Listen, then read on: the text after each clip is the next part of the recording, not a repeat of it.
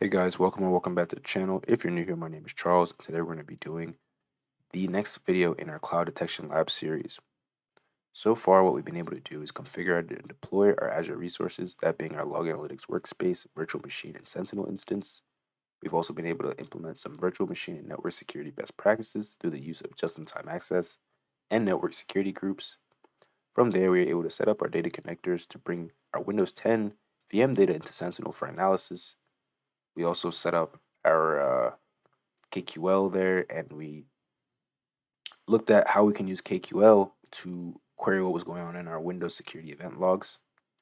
And today we're going to be taking a look at Windows security policies, writing custom analytic rules to detect certain Microsoft security events, and relating that to the MITRE ATT&CK framework. This is going to be a longer video than the previous videos in the series, but be sure to watch all the way through to gain a thorough understanding of the topics that are being presented. So before we do any of the analytic rules or queries, the first thing we're going to do is take a look at this website here. And this is the MITRE ATT&CK framework website. Basically, the MITRE ATT&CK framework is a collection of techniques that attackers will use to compromise your environment. So if we come to the MITRE ATT&CK framework website, you have this techniques, right? And it has several different ways that an environment can be compromised, whether it's through initial access, or it might start with a reconnaissance, move to initial access. We have lateral movement, we have credential access, defensive agent, privilege escalation, all these different ways that would indicate some type of malicious activity. And in this particular lab, we're going to be looking at persistence. So what is persistence? Persistence is essentially after the attacker has been able to get into your environment, how do they maintain a presence within your environment? So a common way this is done is through the scheduled task / job. So if we read what MITRE has to say about that, adversaries may use task scheduling functionality to facilitate initial or recurring execution of malicious code. So basically, let's say we have some malware. It has a command and control server out there it needs to communicate with. So in order for persistence to be maintained, what might happen is that this attacker, once they get that malware on your system, it's going to be associated with a scheduled task. And the scheduled task will allow that malware author to say, hey, I want this malware to run anytime the user logs on, the malware is going to run at this specific time and execute this specific script. And that's how they're going to maintain that persistence, right? Because it's scheduled. So every single this could be running for a certain amount of time, a week, a month, a year. That's how they're going to maintain that foothold in that environment and be able to cause further destruction. So this is something that if we're setting up a security program, we want to be aware of, right? We want to be aware of a scheduled task that might be associated with some type of suspicious process. So that's what we're going to be focusing on in this lab. Monitor how we can monitor for that in our SIM, how we can configure that type of alert for an analyst to go in and do an investigation. Now, for this particular lab, the scheduled task that we're going to be creating is not going to be malicious. It's just going to be for demonstration purposes so you can see how it can come through to the SIM. So what we're going to do is go to our virtual machine, because that's where all these events are going to be coming from.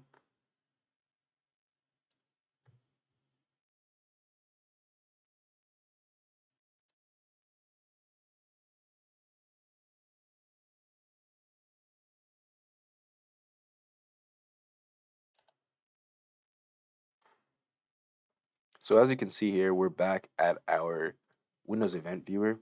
And when we initially took a look at these events, we were focusing on logons, right? So if we go to our, let's scroll down here, remember our 4672, this was a special privilege assigned to a new logon. So remember, because I was using the admin account, pretty much every time I log on, it's going to have some certain privileges, right? So that's event 4672, just a quick review.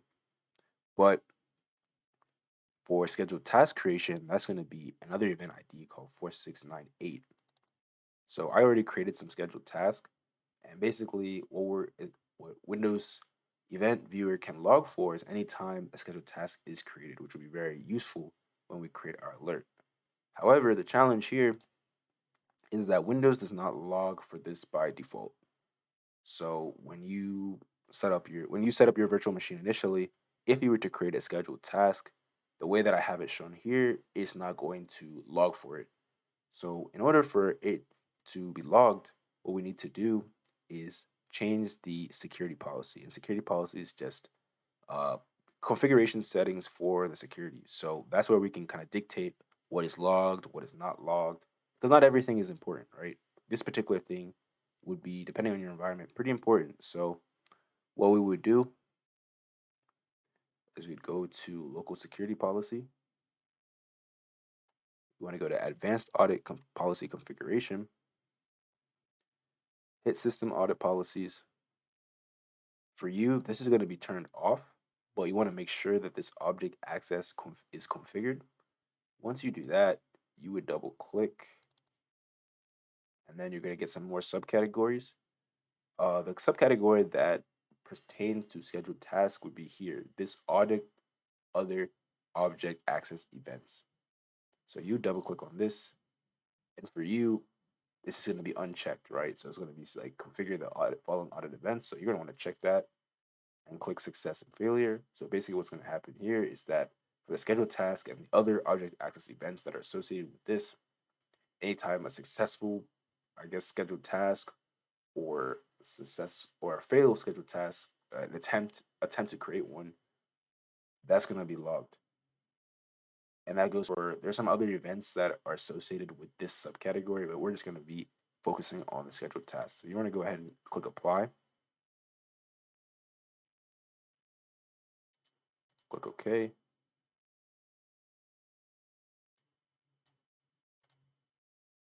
So then the next step here would be, let's generate some scheduled tasks. So similar to what we did in our previous video where we were able to generate these logon events, we also need to generate those scheduled task events. So creating a scheduled task is pretty simple, especially in Windows. Just hit Task Scheduler. We're going to do create a task. Well, let's give our task a name. So we'll just call it malicious task.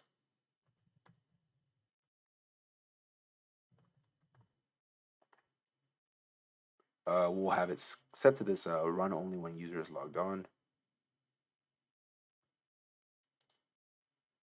The next thing in a scheduled task is the trigger. So we need to specify the conditions for the scheduled task. So basically, when is this going to run? How often is it going to run? This is kind of where that persistence thing comes in, right? So we'll have it set to on a schedule, but they have a lot of different configuration options here. You can do it at logon, you can do it at startup, um, something that might be on a particular event. So an attacker could get pretty creative with this in terms of how they're gonna maintain that foothold. So for us, we're just gonna do this for demonstration purposes, right? So we're going to just have it run once. The time is currently 3:37. So we're gonna set this to run at 3:38.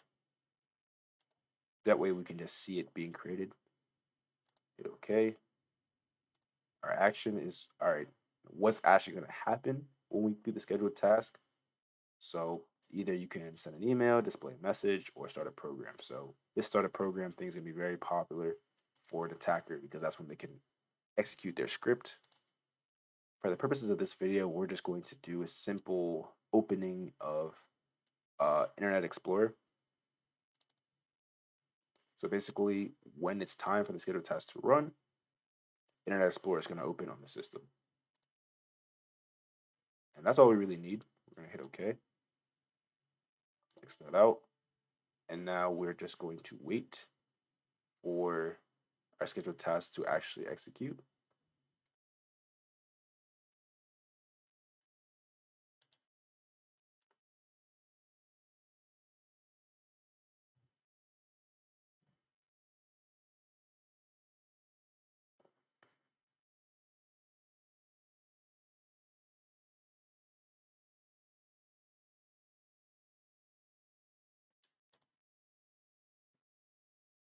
And there we go. As you can see, it's 3:38 and it executed our scheduled task. So we're going to go back to our event viewer and see if we can see that in the logs.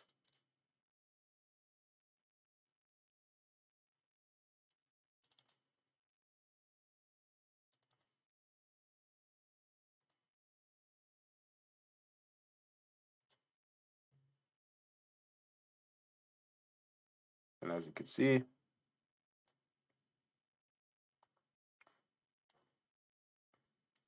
the 4698,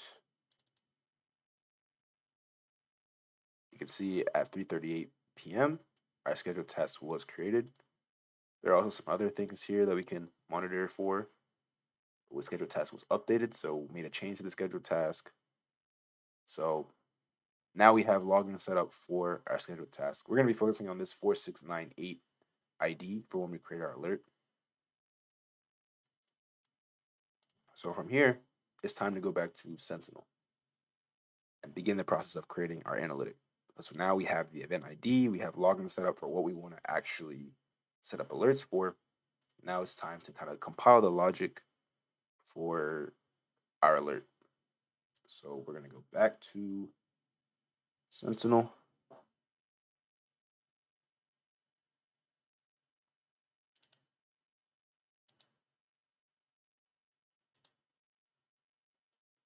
All right, so if we go to our logs page, we're going to run this again.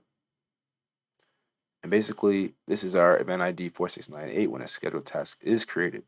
So these are all the scheduled tasks that I've created, all the instances of it. But if we're thinking from a perspective of this alert coming through for somebody to analyze, right? Because typically when we're creating these security alerts, somebody's going to go in, going to take a look at the alert, the information associated with the alert, and then begin an investigation to determine if it is a false positive, meaning that they did the investigation, and that maybe in this case, right, this would be a false positive because you do the investigation, you'll figure out, oh, this scheduled task is just opening Internet Explorer. There's nothing else malicious attached to it. Or it could be a true positive where they did the investigation and they saw that it was some type of malicious script. Maybe that script was, we put it in VirusTotal or one of these open source intelligence tools, and we figure out this is actually something we need to escalate. So we want to make this logic a little more useful in terms of creating an alert, right? So if we expand one of these, we'll take a look at the event data. So if we look through this event data, there's actually a lot of really useful things that if we were to do some type of investigation that an analyst would want to know, right? We want to know what user account created this scheduled task. Because then we could monitor, we could go in and maybe look at our logs for that specific user in terms of kind of their activity and see if there's anything else that might be related. The name of the task, that would be pretty important, right? You know, if we have some type of endpoint software, we could probably put that in there and see any activity associated with that task.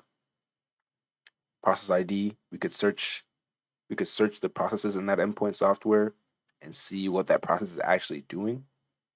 So those are some important information that would be really useful if you're going to start an investigation. So what we want to do is pull that data out because right now, if we run our query, all we get is the time that it came, the computer, but we'd have to go into that event data and kind of look through all that mess and not get something that is particularly useful, right? So we got to add more to this logic. So if we go to the Cloud Detection Lab document that I have on Cyberwox Academy, I've prepared a query that's going to be a lot more useful for us. And it's this query right here. So I'm going to copy and paste this into Sentinel, and then I'm going to kind of break it down what's going on in this query.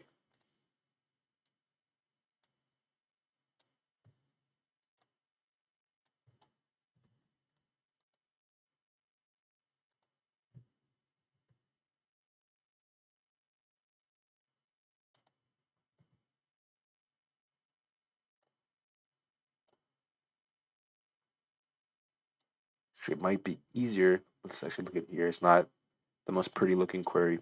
So we have something that's familiar, right? Our security event table, that's going to pertain to our Windows security events. Windows event ID 4698 with a scheduled task created. So now we're familiar only with the where command, right? So KQ has a lot more in-depth commands than what I'll be using in this lab. This is just kind of to show the basics of kind of querying for what you're looking for. But basically here we're going to use the parse command. And as I showed here, parse is very useful when you have something like this. We have all this data here that is not really in the most presentable form, and it would take time to go through, kind of look through these tags and see what is important and what's not important. So what we can do is parse this event data and pull out what we think, from the engineering perspective, what will be important for the analyst. So we go back to the query. We're going to do parse event data with, and then we have this thing here where we take data name, subject, username. And all I'm doing is coming here. I'm saying, oh, I want this username. So I'm going to take data name equals subject username. That's going to be something that we're going to parse for in the event data. So we do that. And then what we need to do is assign that to our own custom category. So here, what I'm actually doing is I'm taking that data name, subject, username, something that's given to us, and then I'm going to put it in a new category or field named user, right? So that whatever's in that subject username is going to come to our user field. And it's the same thing I'm doing with these other aspects, right? So we're going to come here, parse event data with, take the data name, task name, the name of our task, if we go back, was test task, right? In this case. So we're going to take that task name and I'm going to give it a new category and call it name of scheduled task, just for readability to make it easier. And the same thing with this process ID. We're going to parse for that category and then make a new category called client process ID. To top it off, what we're going to do is only project this information that we see as useful. So project, what it's going to do is that once we run this query, we're only going to get the computer it ran on, the scheduled task was created, the time it was generated, the client process ID, as well as the name of the scheduled task user. So let's go ahead and just run this query so we can see it in action. We hit run. There we go. So what we have here is the time generated, the computer, the process ID. We don't have the name of the scheduled task coming up. There might be an error with how I copied it. Let me fix that real quick.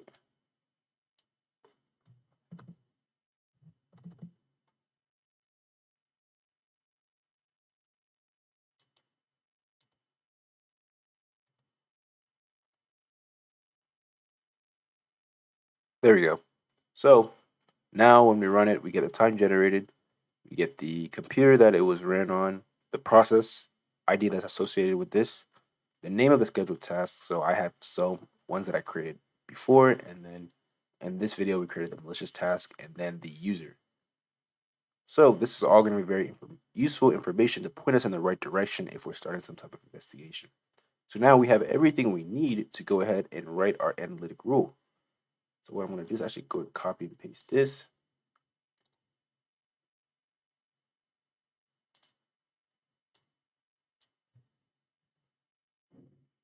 We're going to come to analytics. And remember, in the previous video, we took a look at one of the pre-built ones that Microsoft provided for us. So now we're actually going to make our own custom analytics. So we're going to go ahead and click create. We're going to do a schedule query rule. We're going to give it a name. So let's just call it scheduled task creation.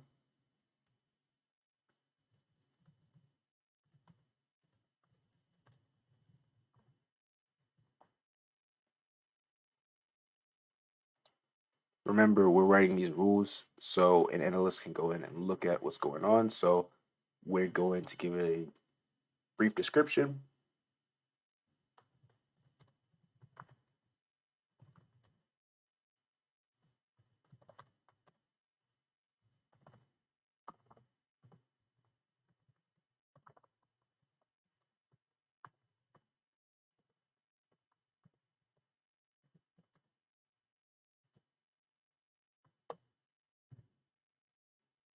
So nice and sweet. This alert fires when a scheduled task is created on a virtual machine. We're going to come here. This is the tactics and techniques we talked about earlier. So this would be under persistence. So we're going to click persistence. And then the sub technique, because there's a lot of different ways we can establish persistence, would be scheduled task / job. So we got those two techniques set. And then severity at medium. We're going to have our rule to be enabled, of course, that way it runs. We're going to set our rule logic. So the rule logic is essentially that query. So we're going to copy and paste that query inside. And this is what's really going to drive our analytic. So just as a reminder of what's going on, when the analytics is going to be doing, we're going to set it to where it's going to run every 5 minutes, right? So every 5 minutes it's going to run this query and look for the event that matches this, looks for this 4698 event that matches this, and then it's going to come as an alert in our sim. So we're going to do, it's 5 minutes, alert threshold is greater than 0, and then this is a really important thing here, right? So we have something called alert enrichment and entity mapping. So as I was saying, when we were querying the logs for this information, it's really important to give the analyst or whoever's looking at the alert the necessary information they need to start the investigation, right? So in Sentinel, a lot of the different, I guess the components of, so if we have an event, right, and we're talking about the username would be important, the process ID would be important, the name of the task, we call all of those entities, right? So what we want to do is each of those entities that we were concerned with when we made this query, we want to have that appear in the alert information. So what we're going to do is add new entity. Actually add a few because we have several ones we're dealing with. So for instance, we want to do an account one because we want to know the user account that it came from. The scheduled task was generated. So an identifier, we're going to call this name. The value is going to be equal to our user, right? It's going to give us the name of the user. That's why we created those fields, so we can easily pull this as entity information. So from here, we're going to do the same thing, process. We're going to do process ID, and we're going to associate that to our client process ID. We'll do entity again. Even though this is not necessarily malicious, we're going to call this the malware. And we're going to set this to name and associate it with the name of the scheduled task. And I'm just going to check our documentation here to see if there's anything else we wanted to do for the entity mapping. Oh, and our host, right? So we want to know, obviously, what endpoint or virtual machine this is coming from. So we're going to look for host. Let's see, Azure resource, account, file.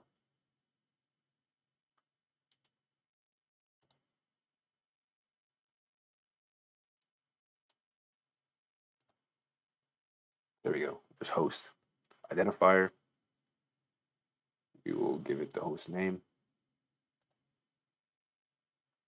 And then we want computer, right? So these are just all those custom categories we created when we made that query. We're going to map these all to entities. So when we run this alert, in addition to that is the description that we created, without having to do any additional work, the analyst is already going to have the account that this scheduled task was created on, the process ID that was associated with it, the name of the scheduled task, and the host, right? So this is going to point the analyst in the right direction as to where to begin investigating. So then what we're going to do, we don't need anything from custom details. We already set how often the query is going to run and how we're going to look up the data from. Alert threshold. So basically this is just going to be how many times does this have to happen for this to actually constitute as an alert? So we're going to set it to it's greater than 0. So anytime this happens, it's going to generate an alert. And then you can also do an event grouping where you can either have, if this happens several times, you can do it as one single alert, or you can trigger the alert for each separate occurrence of this. So we're going to do trigger an alert for each separate occurrence. Suppression, you can say stop running query after alert is generated. We're going to keep suppression off.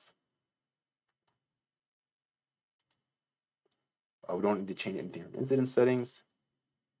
We're not having any automation, so we don't have to add that.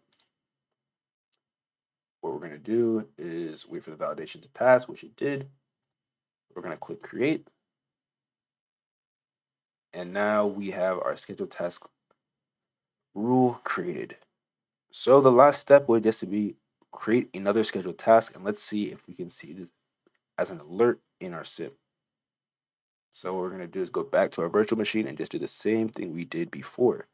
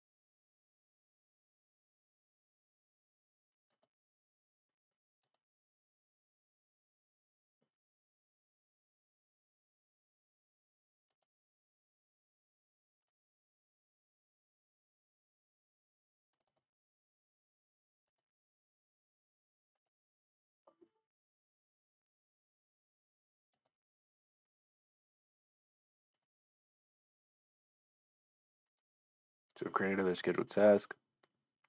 Gonna wait for it to run. Might not actually be seen because we did create it at 357 and it is 357. However, it is still going to be logged that it was created. So at this point, there it is.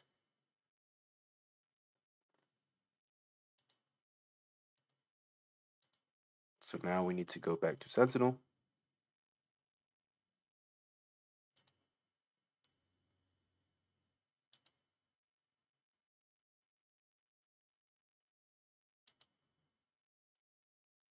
We're going to go to our incidents tab.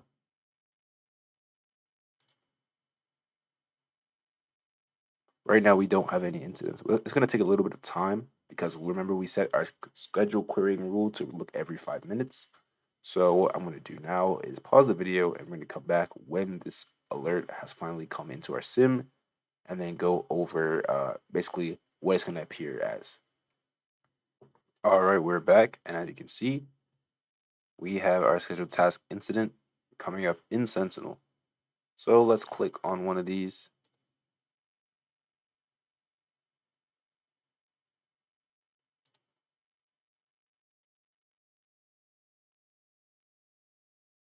There we go.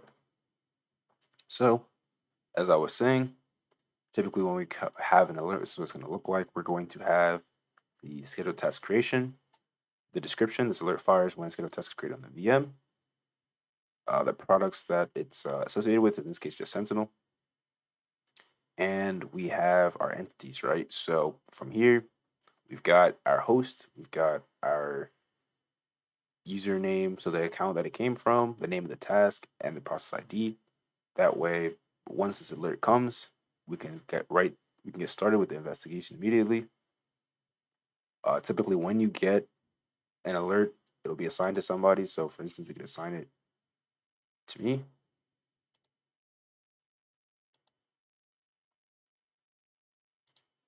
Then we'd have it as an active incident because we're not working on it.